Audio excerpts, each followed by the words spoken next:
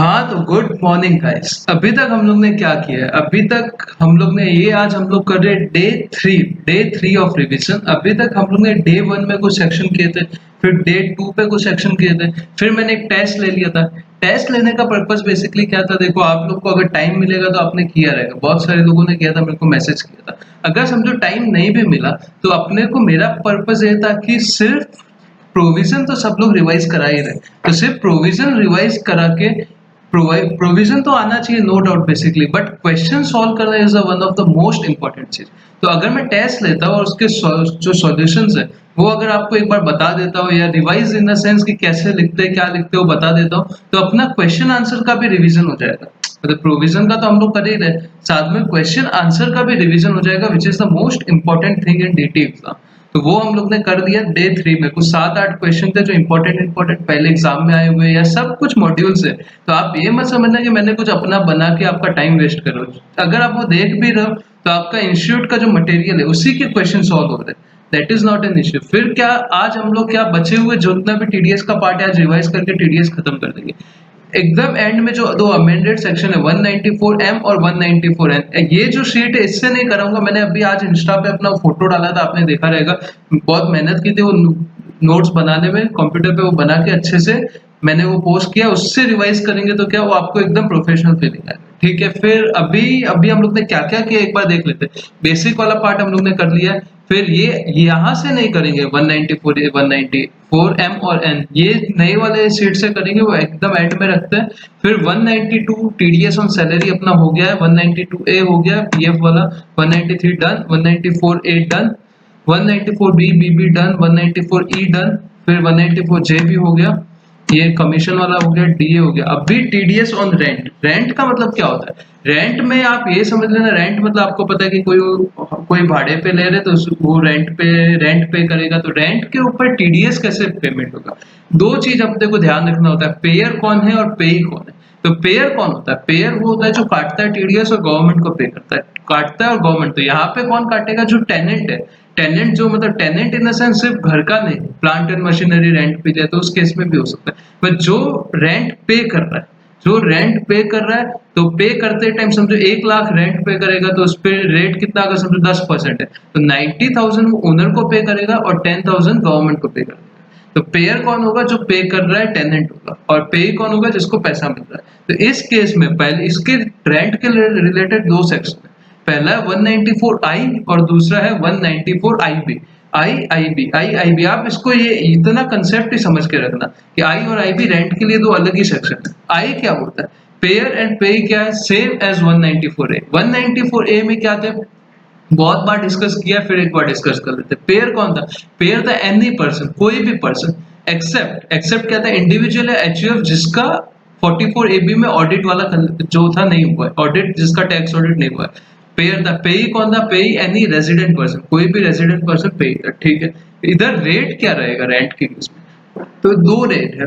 अगर अगर हम लोग ने प्लांट एंड मशीनरी रेंट पे लिया, अगर प्लांट एंड मशीनरी रेंट पे लिया तो 2% रेट आएगा। प्लांट एंड मशीनरी रेंट पे लिया तो 2%। लैंड एंड बिल्डिंग अगर रेंट पे लिया तो 10%। दो चीज याद रखना, plant and machinery 2%, land and building 2%। Plant and machinery 2%, land and building 10%। अगर आपको ये रेट याद रखना है तो आप टीडीएस ऑन रेंट का अलग ही देख लेना है। यहाँ पे 2 है और यहाँ पे 10 है, और आईबी में रेट क्या? आईबी में रेट क्या? 5। तो 2 into 5 is equal to 10। 2 5 10 तीन ही रेट है, तो आपको याद आ जाएगा 2 का है, 10 का है, 5 का है। ठीक है, तो प्लांट एंड मशीनरी का 2, लैंड एंड बिल्डिंग। तो यहाँ पे स्लैब क्या है? स्लैब मतलब क्या? थ्रेशोल्ड क्या है कि इसके ऊपर टीडीएस कटेगा। तो no TDS if rent is paid up to ₹2,40,000 पर पे है। यहाँ पे ये बहुत इंपॉर्टेंट पार्ट है कि पर पे है, पर लैंड एंड बिल्डिंग नहीं है, पर प्लांट एंड मशीन नहीं। समझो आपने एक आदमी से 1,50,000 उसको रेंट पे कर रहे हो प्लांट एंड मशीनरी पे, और 1,50,000 पे कर रहे हो लैंड एंड बिल्डिंग पे। टीडीएस कटेगा? यस कटेगा, क्योंकि एक ही आदमी पर पे, सामने रिसिपिएंट जो है वो किसी भी हिसाब से रेंट ले रहा है, वो 2,40,000 तक है, दो तो टीडीएस नहीं कटेगा। 2,40,000 से तो ज्यादा है तो टीडीएस कटेगा। पर पे वाला इंपॉर्टेंट पार्ट है। क्या पड़ा, प्लांट एंड मशीनरी पे 2%, लैंड एंड बिल्डिंग पे 10%, पेयर पे सेम 194 है, 2,40,000 और पर पे, ठीक है। अभी तक नोट क्या दिए, रेंट में क्या क्या इंक्लूड होगा, रेंट में क्या क्या इंक्लूड होगा, पहला क्या इंक्लूड होगा, non refundable deposit. Non refundable deposit का मतलब क्या होता है, नॉन, अगर आपने डिपॉजिट किया, स्टार्टिंग में हम लोग जो सिक्योरिटी डिपॉजिट देते हैं, समझो 1 लाख रुपए डिपॉजिट दिया, और वो बोल रहा है कि जो 1 लाख रुपए जब भी आप घर खाली करोगे, जो भी मतलब प्लांट एंड मशीनरी छोड़ोगे, तो 1 लाख आपको मिलेगा नहीं, नॉन रिफंडेबल। तो ये तो एक टाइप का रेंट ही हो गया ना, अगर वो रिफंड नहीं कर रहा है तो वो एक टाइप का रेंट हो गया। तो रेंट है तो उसके ऊपर टीडीएस कटेगा। सेकंड क्या, एरियर रेंट। एरियर रेंट मतलब क्या, अभी आपने रेंट नहीं दिया, कोई डिस्प्यूट हो गया, पर 2 साल बाद दे रहे हो, तो जब 2 साल बाद दे रहे हो तब आपको टीडीएस काटना पड़ेगा। थर्ड क्या, एडवांस रेंट। अगर आप एडवांस में 1 साल का रेंट दे रहे हो तो भी आपको टीडीएस। 3 पार्ट है, non refundable deposit, arrear rent और एडवांस रेंट। तीनों केस में 194 आई अट्रैक्ट होगा और टीडीएस अटैक होगा। यार 2% या 10% वो कौन सा एसेट है उसके ऊपर डिपेंड करेगा, ठीक है। फिर सेकंड पार्ट, मैंने कल एक क्वेश्चन किया था सिंगापुर एयरलाइंस और जापान एयरलाइंस का। उसमें क्या था, अगर अगर कोई एयरक्राफ्ट आता है, एयरक्राफ्ट एयरपोर्ट पे अपने एयरक्राफ्ट रखता है, उसको कुछ सर्विस मिलती है और यूज ऑफ लैंड वगैरह कुछ पार्ट थे जो मैंने कल बहुत अच्छे से कराया था, तो वो केस में 194 आई में नहीं लगता है। उसका रीजन वो क्वेश्चन के आंसर में दिया है, वापस टाइम वेस्ट नहीं करेंगे। और 194 सी में लगेगा, 194 आई में नहीं लगेगा। बेसिकली क्या था उसमें, उसमें ये था कि वो सिर्फ यूज ऑफ लैंड नहीं कर रहा है, उसके साथ उसको कम्युनिकेशन सर्विस, इंस्टॉलेशन सर्विस, बहुत सारी सर्विस मिल रही है, तो वो सर्विस का भी वो पेमेंट कर रहा है लैंडिंग एंड पार्किंग में। तो इसलिए वो 194 आई सिर्फ रेंट में नहीं आएगा बल्कि कॉन्ट्रैक्ट में आएगा, और 194 सी में टीडीएस कटेगा, ठीक है। थर्ड पॉइंट क्या है, जो अगर रेंट, अगर समझो land and property, land and building है, अगर वो रेंट में म्युनिसिपल टैक्स का अमाउंट भी इंक्लूडेड है, मतलब म्युनिसिपल टैक्स का अमाउंट भी आप पे कर रहे हो, तो उसके ऊपर टीडीएस नहीं काटा। टैक्स के ऊपर टैक्स नहीं, कास्केडिंग इफेक्ट नहीं है, टैक्स के ऊपर टैक्स टीडीएस नहीं कटेगा, सिर्फ जो रेंट वाला अमाउंट है उसके ऊपर अपने को कट करना है। फिर फोर्थ पॉइंट क्या है, अगर रिसिपिएंट ऑफ रेंट, अगर रिसिपिएंट ऑफ रेंट, समझो कि कोई एजेड आदमी है, सीनियर सिटीजन वगैरह, 90 साल की एज है, उसको सिर्फ साल का 2.5 लाख रुपया रेंट आ रहा है और कोई उसका इनकम नहीं है, 2.5 लाख रुपए इनकम तो उसको टैक्स तो भरना नहीं है, तो उसका बेचारे का टीडीएस क्यों काटोगे ना। अगर टीडीएस काटते हो फिर वो अपना बेसिक एग्जाम्पशन से कम है, उसका 5 लाख बेसिक एग्जाम्पशन होता है और 2,50,000 ही इनकम है, तो उसको कोई मतलब ही नहीं है टीडीएस काट के। वो रिटर्न फाइल करेगा तो उसको वैसे भी वो रिफंड आ जाएगा, और अननेसेसरी कंप्लायंस नहीं बढ़ा रहे।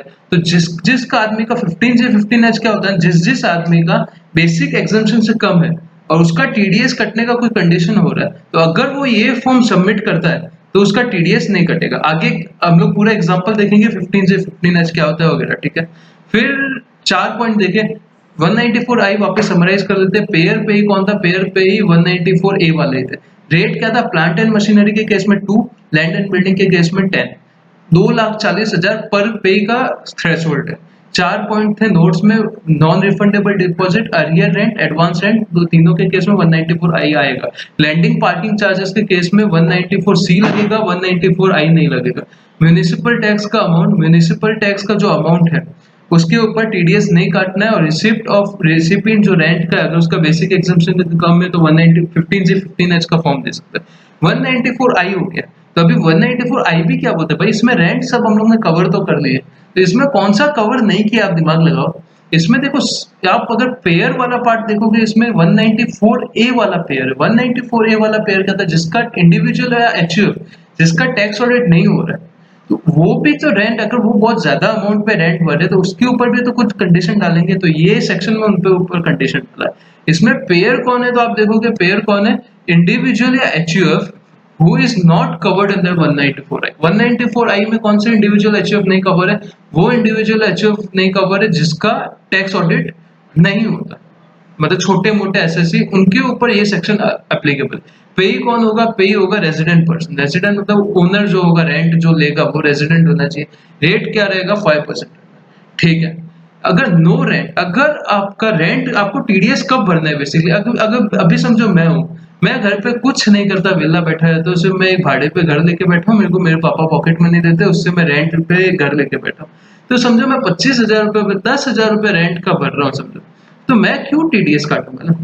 आप समझो कि मैं सिर्फ 10,000 रुपए रेंट का भर रहा हूँ, तो मेरा कोई टीडीएस काटने का मतलब तो है नहीं। तो इसके लिए थ्रेशोल्ड क्या है कि अगर हर मंथ आपका रेंट 50,000 रुपए से ज्यादा है, हर मंथ आपका रेंट 50,000 रुपीज से ज्यादा है तो ही आपको टीडीएस कट करना है। 50,000 थ्रेशोल्ड है, 50,000 से ऊपर है पर मंथ या पार्ट तो ही आपको टीडीएस करना है। टाइम ऑफ डिडक्शन क्या रहेगा? टाइम ऑफ डिडक्शन क्या होता है? जनरली डेट ऑफ पेमेंट या date of credit in the books of accounts whichever is earlier, हम लोग ने बेसिक में देखा था, ठीक है। इसमें क्या है, last month of previous year या लास्ट मंथ ऑफ टेनेंसी। इसका मतलब क्या है, या तो मार्च में आपको समझो आपका 1 लाख रुपीज आपका रेंट है पर मंथ, 12 महीने का कितना हो गया, 12 लाख हो गया। या तो मार्च में 12 लाख रुपीज आप भर दो at the rate 12 lakh into 5% rate पे टीडीएस जमा कराना है। या दूसरा ऑप्शन, अगर आप समझो कि दिसंबर में घर छोड़ रहे हो तो जो 1 लाख इंटू 9 लाख रुपीज है, मतलब 9 मंथ का इंटू 1 लाख, 9 लाख के हिसाब से 5% भर दो। या तो लास्ट मंथ यानी मार्च या फिर टेनेंसी का last month, whichever is earlier रहेगा उस टाइम पे आपको टीडीएस भरना है। अगर आपने पैन फर्निश नहीं किया तो आपको मैंने कुछ बताया था कि अगर पैन फर्निश नहीं करते, अगर हम लोग पैन फर्निश नहीं करते, पैन कार्ड पे ही पैन कार्ड नहीं फर्निश करता तो टीडीएस कटता है या तो 20% या रेट जो सेक्शन का रहेगा वो विचएवर इज हायर उस पे कटेगा। पर यहाँ पे एक ऑप्शन और दे दिया है कि जो मैक्सिमम कितना कट सकता है, मैक्सिमम जितना रेंट का अमाउंट है 1 मंथ का monthly rent, maximum rate TDS उतना ही काट सकते हो, उससे ज्यादा समझो 20% के हिसाब से 1 लाख आ रहा है, रेट के हिसाब से 70,000 आ रहा है, पर 60,000 ही पर मंथ का रेंट है तो मैक्सिमम रेंट आप टीडीएस ₹60,000 ही काट सकते हो। क्योंकि एक तो इंडिविजुअल एचयूएफ उसका ऑडिट नहीं होता, छोटा मोटा आदमी है तो उसका कितना टीडीएस काटोगे, तो मैक्सिमम 1 मंथ की रेट का टीडीएस काटोगे अगर पे ही नहीं देता। ठीक है, फिर आ जाता है 194 आईए, दो रेंट के हो गए, 194 आई हो गया, आईबी हो गया। रेट कैसे याद रखना है, 2 5 10 तक, 2 था 5 था 10 था, 2 इंटू 5 10 आप ऐसे याद रख सकते हो जस्ट बताने के लिए। यहाँ पे ये दो पॉइंट लिखे कि 10 is not required in case of 194 आईए आईबी। 10 क्या होता है, बेसिकली अपने टीडीएस काटने के लिए 10 नंबर लेना पड़ता है जैसे पेन होता है वैसे। पर ये देखो ना यार, 194 आईबी में कौन था, वो इंडिविजुअल एचओ छोटे मोटे आदमी जिसका ऑडिट नहीं होता, वो केस में अपने को 10 लेने की जरूरत नहीं, पैन कार्ड के बेसिस पे भी काट सकते हैं। और ये सेम 194 आईए में क्या, 194 आईए अगर आप इमूवेबल प्रॉपर्टी सेल करते हो, अगर आप ट्रांसफर कर रहे हो इमूवेबल प्रॉपर्टी का ट्रांसफर कर रहे हो, पर कौन सी, एक्सेप्ट रूरल एग्रीकल्चर लैंड, जो गांव में एग्रीकल्चर लैंड, इसका डेफिनेशन कहाँ दिया था, इसका डेफिनेशन कैपिटल गेन वाले रिवीजन पार्ट में हम लोगों ने बोला होगा कि रूरल एग्रीकल्चर लैंड को छोड़ के अगर आप कोई भी इमूवेबल प्रॉपर्टी का ट्रांसफर करते हो तो आपको टीडीएस लगेगा। टीडीएस का रेट क्या रहेगा, टीडीएस का रेट रहेगा 1%। क्योंकि अगर आप सेल कर रहे हो इमूवेबल प्रॉपर्टी, आप इमूवेबल प्रॉपर्टी मतलब कौन सा, अगर आप बहुत बड़ा लैंड सेल कर रहे हो और इसका बेसिक थ्रेशोल्ड ही 50 लाख रुपए, मतलब अगर 1 करोड़ 2 करोड़ का कर रहे हो तो रेट सबसे कम इसका ही 1% के रेट पे आपको टीडीएस काटना है। पेयर कौन होगा, कोई भी आदमी पेयर हो सकता है जिसको पैसा मिलने वाला है। पे कौन, रेजिडेंट पर्सन, जिसको पैसा मिलेगा वो कौन होना चाहिए, resident person. Pair any person, pay any resident person. TDS नहीं कटेगा अगर एक्चुअल कंसिडरेशन, ये इंपॉर्टेंट है, जो एक्चुअल पैसा आ रहा है वो लेस देन 50 लाख है, मतलब 50 लाख या उससे ज्यादा है, 50 लाख या उससे ज्यादा है तो उसके ऊपर टीडीएस कटेगा एट द रेट 1%। 50 लाख तक है, 50 लाख से कम है तो टीडीएस नहीं कटेगा। सेल क्या होना चाहिए, ट्रांसफर क्या होना चाहिए, इमूवेबल प्रॉपर्टी होना चाहिए other than agriculture land. Payer any person, pay any resident person. TDS का rate 1%, no TDS if actual consideration is less than 50 lakh. ठीक है, फिर अगर कंसिडरेशन 50 लाख है उससे ज्यादा हो जाता है और पार्ट पेमेंट आ रहा है, मतलब कंसिडरेशन समझो 1 करोड़ है, पहले आपको 50 लाख आया, फिर आपको 20 लाख आया, फिर आपको 30 लाख आया, तो जो 20 लाख दे रहा है तो वो टाइम पे 20 लाख का 1% टीडीएस काट के देगा। फिर 30 लाख दे रहा है तो 30 लाख का 1%। जैसे जैसे अगर पार्ट पेमेंट कर रहे हो तो पार्ट के हिसाब से आपको टीडीएस करना है।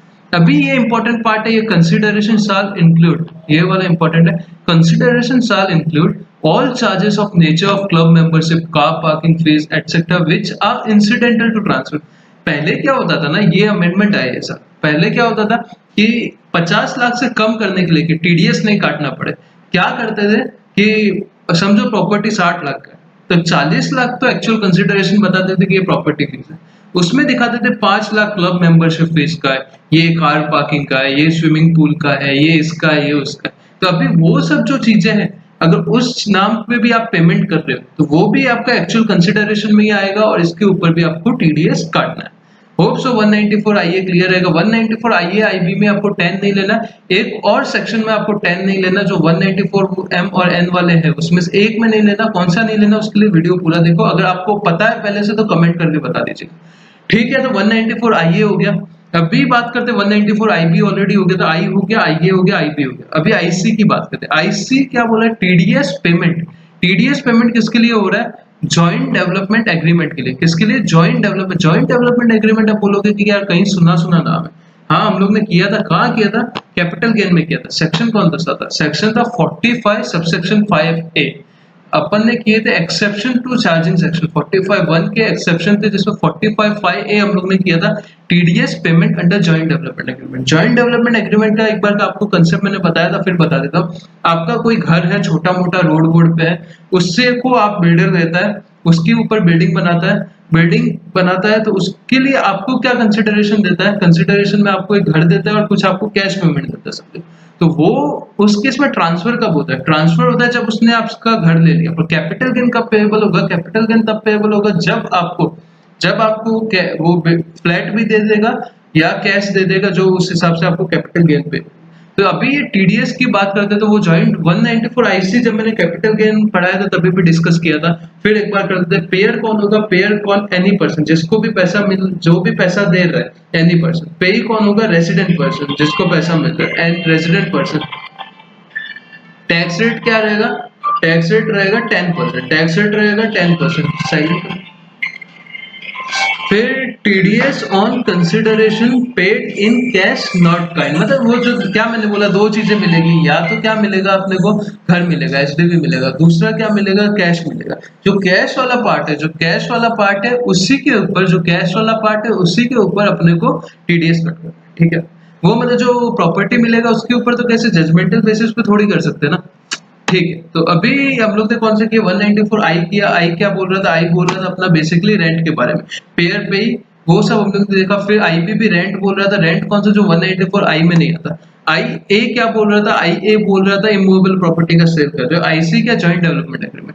फिर आ जाता है सेक्शन 194 एलए एलबी। एलए क्या बोलता है? एलए बोलता है कि अगर आपका प्रॉपर्टी कंपल्सरी एक्वायर हो गया, ये भी हम लोग ने कैपिटल गेन में किया था, याद रहेगा 45(2).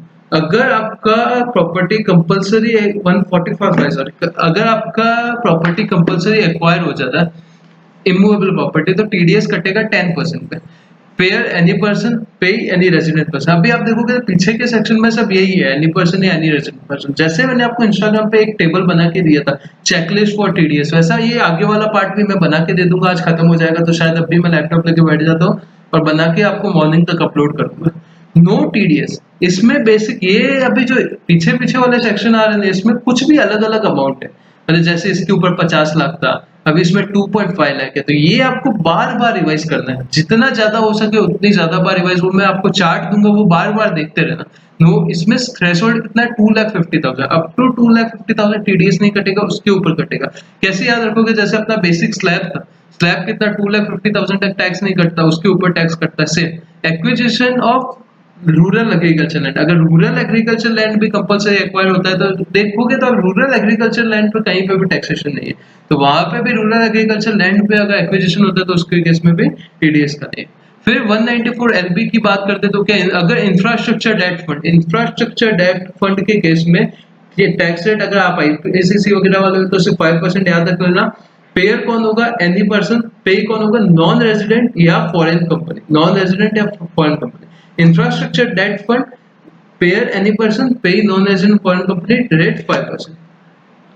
कॉन्ट्रैक्ट हम लोग ने कर दिया ऑलरेडी, ये वाला पार्ट हो गया। अभी जितने भी सेक्शन किए उसके रिलेटेड कुछ नोट्स देख लेते हैं। नोट्स क्या है? नोट्स पहला क्या है? No TDS on GST component. GST component मतलब आप एक बार बिल देखोगे तो बिल में आप देखोगे कि 1 लाख रुपए का कोई सर्विस है, उसके ऊपर 18% जीएसटी लगा है, तो 1,18,000। टीडीएस डिडक्ट किस पे होगा? 1,18,000 पे होगा कि 1 लाख पे होगा? तो 1 लाख पे होगा। जीएसटी कंपोनेंट का जो सर्विस का जीएसटी, गुड्स का नहीं, सिर्फ सर्विस का जीएसटी कंपोनेंट है, जैसे प्रोफेशनल सर्विस का जो जीएसटी कंपोनेंट है उसके ऊपर टीडीएस डिडक्ट नहीं होगा, सिर्फ नेट अमाउंट होगा। फिर नो टीडीएस नहीं कटेगा अगर पे कौन है? सेंट्रल गवर्नमेंट है, स्टेट गवर्नमेंट है, आरबीआई है, स्टैट्यूटरी कॉर्पोरेशन है, म्यूचुअल फंड है। ये हम लोग ने देखा है जहां जहां पे ये आए हैं वहां पे एक्सेप्शन है। गवर्नमेंट खुद का टीडीएस काट के खुद लेके क्या मतलब इतना प्रोसीजरल पार्ट क्यों बढ़ाएगी ना, तो वो वाले केस में नहीं लगेगा। अगर असेसिंग ऑफिसर एओ यानी असेसिंग ऑफिसर इश्यू करता है, क्या इश्यू करता है, सर्टिफिकेट इश्यू करता है, कौन सा सर्टिफिकेट, या तो लोअर डिडक्शन का या नॉन डिडक्शन का, या तो लोअर डिडक्शन का या नॉन डिडक्शन का, then same should be followed. इसका मतलब क्या होता है, जैसे अपना समझो टैक्स रेट है टीडीएस का रेट है 20%, कितना है 20%, और अभी हम लोग क्या कर रहे हैं, अभी मैं अप्लाई करूं, मेरे को बहुत लोगों का टीडीएस काटना है, समझो मतलब 100 पार्टीज का काटना है, तो मैं अप्लाई कर रहा हूँ एओ को, अगर इतना ज्यादा टीडीएस है इसके लिए समझो मेरे को क्लाइंट नहीं मिल रहा। एग्जाम्पल है हाइपोथेटिक, तो मैं बता रहा हूँ कि अगर 20% है तो मेरे को क्लाइंट नहीं मिलेगा, क्योंकि मैं उसको 80% ही अभी इनकम दे रहा हूँ, और 80% दे रहा हूँ तो 20% उसको बाद में मिलेगा। तो अगर मैं एओ को मतलब लेटर में डाल के दे रहा हूँ कि मुझे लोअर डिडक्शन का सर्टिफिकेट दे दो, लोअर डिडक्शन मतलब क्या, 20% है रेट, उसकी जगह पे 10% होता है, तो अगर वो अप्रूव करता है, वो सर्टिफिकेट दे देता है, तो वही फॉलो होगा, मतलब फिर वो 10% काटोगे तो चल जाएगा, उसके ऊपर इंटरेस्ट पेनल्टी कुछ नहीं लगेगा, ठीक है। फिर सेकंड पार्ट क्या हो गया, सेकंड पार्ट हो गया नॉन डिडक्शन। अगर मैं समझो कुछ बहुत अच्छा भला काम कर रहा हूँ, सोशल सर्विस कर रहा हूँ, किसी को पढ़ा रहा हूँ, या मतलब फ्री ऑफ कॉस्ट पढ़ा रहा हूँ, एकदम नॉमिनल फीस जो प्रिंटिंग विंटिंग का होता है उसके ऊपर, और वो प्रोफेशनल सर्विस है मेरा, तो उसके ऊपर अगर टीडीएस कुछ वाला पार्ट कंपोनेंट आता है, 30,000 है समझो, कोई बहुत बड़ी मेडिकल कॉलेज चला रहा है, तो वो तो फीस 30,000 का हॉस्टल में रहने का है, प्रोफेशनल प्रोफेशनल फीस, मतलब टीचर भी अपना नोट्स दे रहा है उसका ही 30,000 हो जाता है। तो वो केस में अगर वो मतलब ये लेटर डालता है कि मेरे को लोअर सर्टिफिकेट नॉन डिडक्शन का सर्टिफिकेट दो, और ये वो दे देता है अगर असेसिंग ऑफिसर, तो वो टाइम पे टीडीएस नहीं काटा तो भी चलेगा। फिर लास्ट पॉइंट क्या है, अगर इनकम है असेसी का लेस देन, जो मैंने आगे बताया लेस देन बेसिक एग्जाम्पशन है, तो वो सेल्फ डिक्लेरेशन फॉर्म भर सकता है, कौन सा 15G। 15G कौन भरेगा, नॉर्मल आदमी भरेगा। 15H कौन भरेगा, सीनियर सिटीजन। पर्पस क्या, अगर आपका बेसिक है टीडीएस का, बेसिकली कंसेप्ट क्या, प्रीवियस ईयर में आपका टैक्स काटते हैं, क्यों काटते हैं, क्योंकि पता है कि अगले साल आपका टैक्स आने वाला ही है, तो पहले ही गवर्नमेंट रख लेता है, और अगर नहीं आता तो रिफंड हो जाता है। आपको पता है, बेसिक अगर आपने सीए फॉर्म में किया रहेगा तो आपको पता रहेगा। तो ये केस में क्या है कि उसका बेचारे का इनकम ही बेसिक एग्जाम्पशन से कम है, तो वो केस में अगर बेसिक एग्जाम्पशन से इनकम ही कम है तो उसका टैक्स आएगा ही नहीं, बाद में उसको रिफंड करना ही है। तो कोई भी यही चाहेगा ना, अभी मेरे को पैसा मिल जाए। अगर जिसका बेसिक एग्जाम्पशन से कम है उसका कोई इनकम मतलब बहुत, उसका लाइफ है वही उसके ऊपर चलता रहेगा। तो वो 15G नॉर्मल आदमी है, 15 सीनियर सिटीजन अगर भर देता है फॉर्म, तो उसका टीडीएस डिडक्ट नहीं होगा, ठीक है। फिर आ जाता है due date of payment of TDS. Due date क्या है, अप्रैल से लेके फेब मंथ का, अप्रैल से लेके फेब मंथ का ये वाला जो पार्ट है भाई, घर पे दीवार पे कहीं लिख देना, ये मैं स्क्रीनशॉट लेके प्रिंट लगा के कहीं लग देना, रोज पढ़ना, ये बहुत कंफ्यूजन होता है। मैंने यही किया था, मैं लाइब्रेरी के जो टेबल पे बैठता था उसके सामने चिपका दिया था ताकि ये याद रहे। इसमें बहुत कंफ्यूजन होगा और कोई सॉल्यूशन नहीं, रटना रटना मतलब क्या यार, डेट है, डेट आपको याद रखना पड़ेगा। अप्रैल से फेब मंथ आपको कब पेमेंट करना है, मतलब अप्रैल मंथ में जो भी आपने टीडीएस काटा वो 7 मई से पहले आपको पेमेंट करना है, और मतलब मई का टीडीएस 7 जून तक पेमेंट करना है, जून का 7 जुलाई, मतलब 7 तारीख नेक्स्ट मंथ जो आएगा उससे पहले पहले आपको टीडीएस पे करना है। और मार्च का 30 अप्रैल को करना है, 7 अप्रैल को नहीं, 30 अप्रैल को करना है। मार्च इंपॉर्टेंट होता है क्योंकि मार्च में ईयर क्लोज होता है, फिर बाद में ऑडिट वगैरह भी स्टार्ट होने वाले रहते हैं, तो मार्च में ज्यादा टाइम दिया 30 अप्रैल, मार्च का क्या 30, और बाकी सब में क्या 7 of next. Due date of TDS या टीसीएस के रिटर्न। टीसीएस क्या होता है, टैक्स कलेक्शन एट सोर्स, वो कभी मैं अगर आपको चाहिए वीडियो तो आप मेरे को नीचे डिस्क्रिप्शन क्या बोलो, कमेंट में आप बोल दीजिए तो मैं बना के दे दूंगा। अभी मैं फिलहाल टीडीएस करा रहा था, तो जो टीडीएस का रिटर्न फाइल करना होता है, जैसे इनकम टैक्स का रिटर्न कब फाइल करना होता है, जुलाई ड्यू डेट होता है, सितंबर ड्यू डेट होता है, नवंबर ड्यू डेट होता है, उस हिसाब से टीडीएस के रिटर्न की या टीसीएस के रिटर्न की ड्यू डेट क्या होगी। अगर जैसे वो क्या, इनकम टैक्स का रिटर्न पूरे साल में एक बार भरना होता है, टीडीएस का रिटर्न हर क्वार्टर में भरना पड़ता है। क्वार्टर मतलब क्या, 3 महीने में। तो फर्स्ट क्वार्टर मतलब अप्रैल मई जून, फर्स्ट क्वार्टर 3 महीने का, उसका कब तक भरना है, अपने जून खत्म हो गया तो 1 महीने का टाइम दिया है, 31 जुलाई तक आप भर दो, ठीक है। फिर नेक्स्ट क्वार्टर क्या होगा, जुलाई अगस्त सितंबर, तभी 1 महीने का और टाइम है, 31 अक्टूबर। दिसंबर तक थर्ड क्वार्टर का क्या, 31 है। आपको याद रखना, तो ये भी याद रख सकते हो कि 31 जहां पे आएगा, जहां पे 31 आएगा वही टाइम पे आपका रिटर्न फाइल करने का ड्यू डेट। 31 जुलाई मतलब जून नहीं आएगा, 31 अक्टूबर नहीं, तो सिंपल याद रखो सितंबर तक का है तो अगले मंथ की 1 महीना आपको पूरा दिया है। और टीसीएस के केस में 15 दिन दिए, मतलब जून का काम 15 जुलाई तक, सितंबर का काम 15 अक्टूबर तक। टीसीएस में पूरा महीना, टीडीएस में पूरा महीना दिया, टीसीएस में से 15 दिन। ये बेसिकली मैं एलेबोरेट कर रहा हूँ पर आपको याद ही करना पड़ेगा लास्ट में। मार्च में क्या, मार्च का बेसिकली ये सब में 1 महीना दिया, मार्च में 2 महीना दिया। मार्च का 31 में, मार्च हमेशा स्पेशल है टीडीएस टीसीएस के टॉपिक में, जहां जहां मार्च आएगा वहां नॉर्मल नहीं चलेगा। मार्च में कितना ऊपर क्या पेमेंट के लिए क्या दिया था, पूरा 1 महीना दिया था, बाकी सब में 7 दिन देते थे, पूरा 1 महीना। यहाँ पे मार्च के लिए 2 महीना दिया है। मार्च का रिटर्न 31 मई तक फाइल कर सकते हो, मार्च का टीसीएस 15 मई, 1 महीना और 15 दिन दिया, ठीक है। फिर सेक्शन 200 ए पढ़ लेते हैं। जैसे अपना प्रोसेसिंग ऑफ रिटर्न होता है, वो एरिथमेटिक एरर वगैरह आपने देखा रहेगा, वो सेम है, बस 2 पॉइंट है। या तो वो क्या करेगा, जब हम लोग टीडीएस का अपना रिटर्न फाइल कर देंगे तो वो इंटीमेशन देंगे अपने को कि हम लोग को रिटर्न मिल गया, सही है गलत है जो भी। क्या क्या चेक करेंगे, पहला अरिथमेटिक एरर, मतलब कैलकुलेशन में कुछ गलत हुआ है कि नहीं वो चेक कर देंगे। दूसरा इनकरेक्ट क्लेम, कि कहीं जो आपने क्लेम किया वो गलत है कि सही, वो क्लेम कर देंगे रिटर्न में, और वो 1 साल के अंदर अंदर आपको अपना इंटीमेशन भेज देंगे।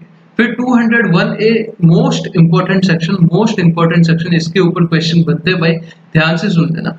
क्या है मोस्ट इंपॉर्टेंट सेक्शन, बोलो 2011 ए क्या बोलता है, लेट डिडक्शन। या तो आप डिडक्ट लेट कर रहे हो, मतलब जो टीडीएस आपको पेयर को पे करना है गवर्नमेंट को, या तो लेट डिडक्ट कर रहे हो, या फिर आप लेट पे कर रहे हो। लेट डिडक्ट का अलग पेनल्टी है, लेट पेमेंट का अलग पेनल्टी है। डिडक्शन का मतलब क्या, जो आप पेमेंट करने से पहले जो काटते हो वो डिडक्शन हो गया। पेमेंट क्या, जो 7 तारीख तक आपको गवर्नमेंट को पे करना है। अगर आप लेट डिडक्ट करते हो तो क्या लगेगा, इंटरेस्ट 1% लगेगा पर मंथ या पार्ट मतलब क्या, अगर 15 दिन भी लेट हो तो वो 1 मंथ काउंट हो जाएगा। 1% पर मंथ या पार्ट, फ्रॉम जहां से टैक्स डिडक्ट होना चाहिए था वहां से लेके जब तक एक्चुअली पे किया है वहां तक, ठीक है।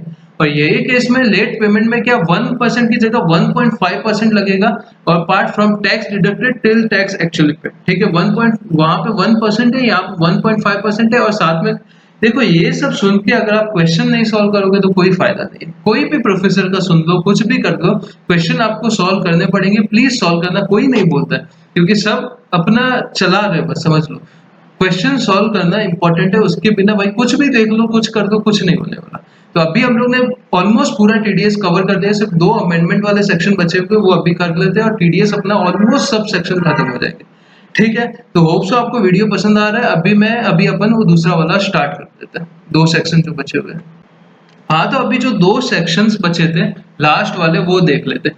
194M और 194N, दोनों की खासियत क्या है, दोनों यही साल अमेंडमेंट आए, तो बहुत ज्यादा इंपॉर्टेंट है। जितना अच्छे से कर सकते हो उतना अच्छे से कर लेना, इसके रिलेटेड एग्जांपल्स वगैरह जितना क्लैरिटी पॉसिबल है उतना ले लेना।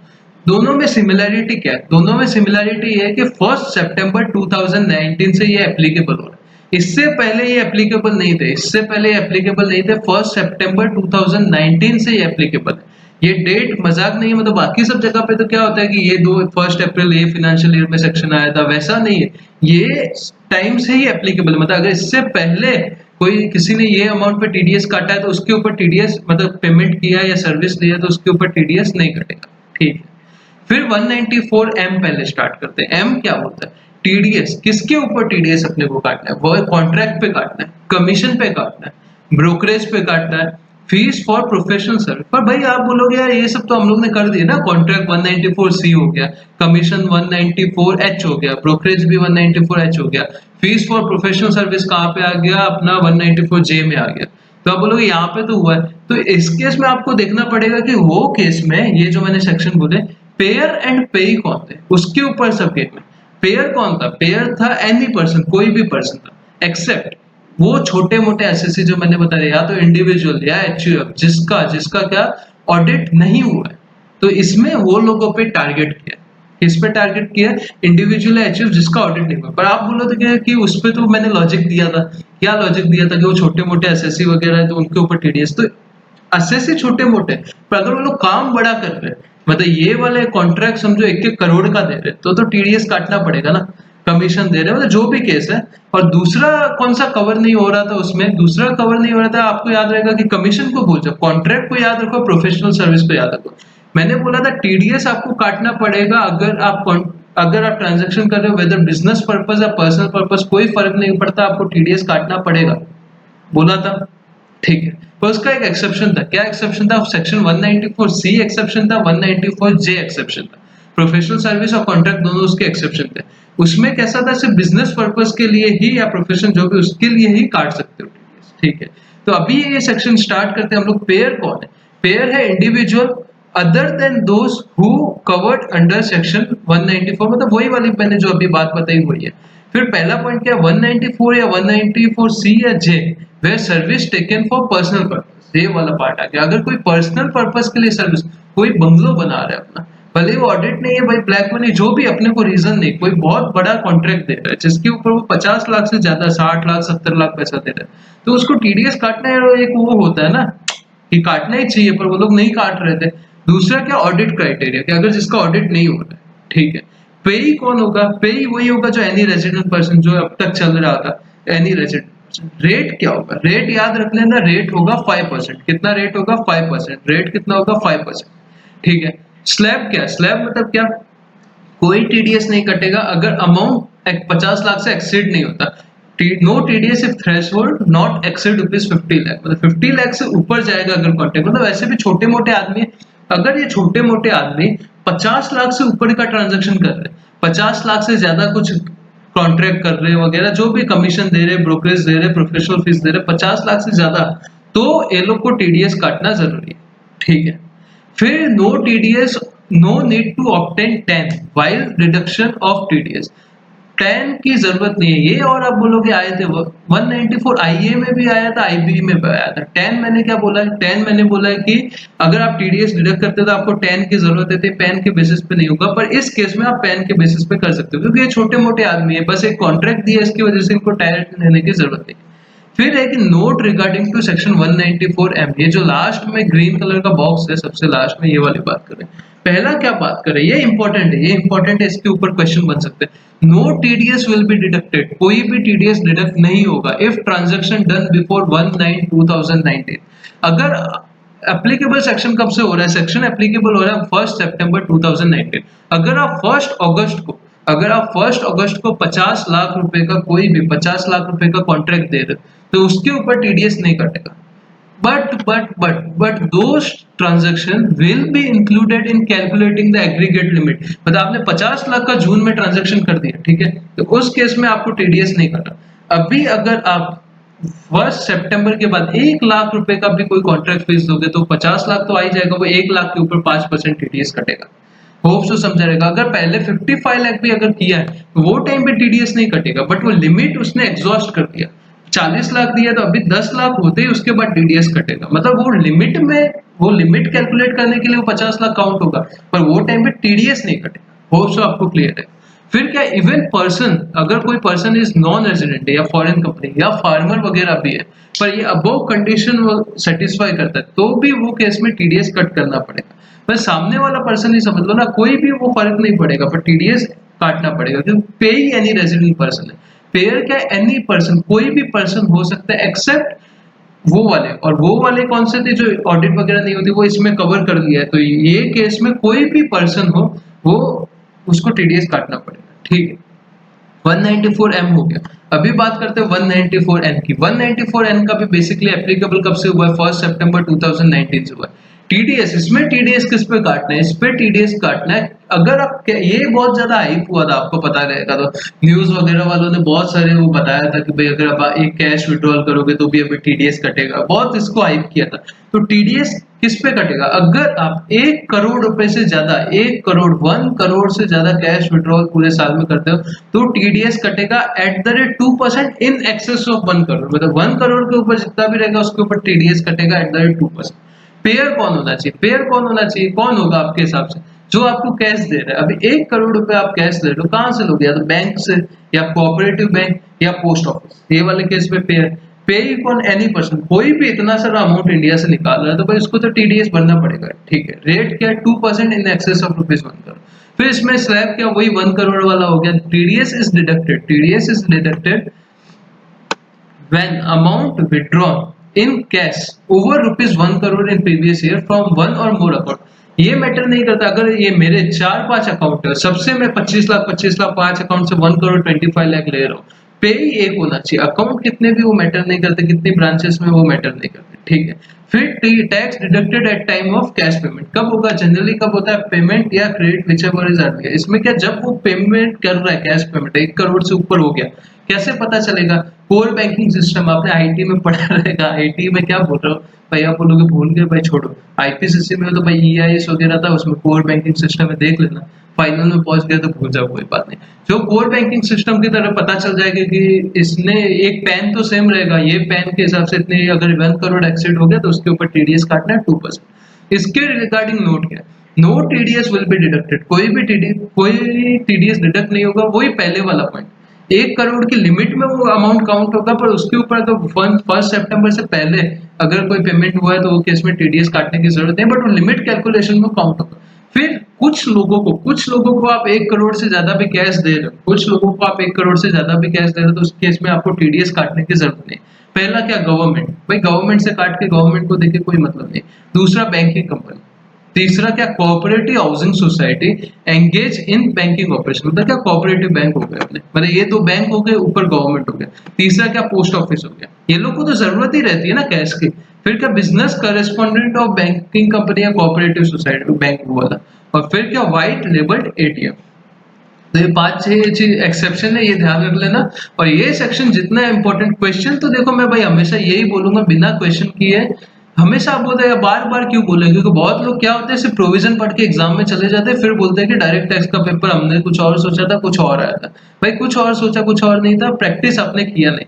Practice is the most important thing in direct tax, जितना ज्यादा करोगे उतना बेटर है। तो होप सो आज का रिवीजन लेक्चर हेल्पफुल आ रहेगा। क्या क्या हम लोग ने किए स्टार्टिंग से, 194 आईए किया था, आईबी किया था, आई आई किया था, फिर एलए एलबी वगैरह वाला पार्ट कर दिया था, फिर वो जॉइंट डेवलपमेंट वाला कर दिया था, आईसी वो कर लिए, फिर डिडक्ट कब करना है, रिटर्न कब फाइल करना, 200A वो वाला पार्ट कर लिया था, इंटरेस्ट 1%, 1.5%, वो सब आज हम लोग ने कर लिया। और ऑलमोस्ट टीडीएस का 90-95% मेरे हिसाब से पूरा हम लोग ने रिवाइज कर लिया डेली रिवीजन वाले वीडियो में। अभी आपको कौन सा नेक्स्ट वीडियो, कौन सा नेक्स्ट चैप्टर चाहिए, मेरे को कमेंट कर दो, मैं रेडी करके नोट सकता हूँ। और कौन सा नोट्स बेटर लगा, ये वाला बनाना चाहिए या जो हैंड रिटन मेरा ऑलरेडी बना हुआ है, वो आप एक बार कमेंट करके बता देना। और थैंक्स फॉर वॉचिंग, मुझे पता है आप लाइक सब्सक्राइब तो कर ही देते हो, कोई इश्यू नहीं है। थैंक्स अलॉट, फिर कल मिलते हैं।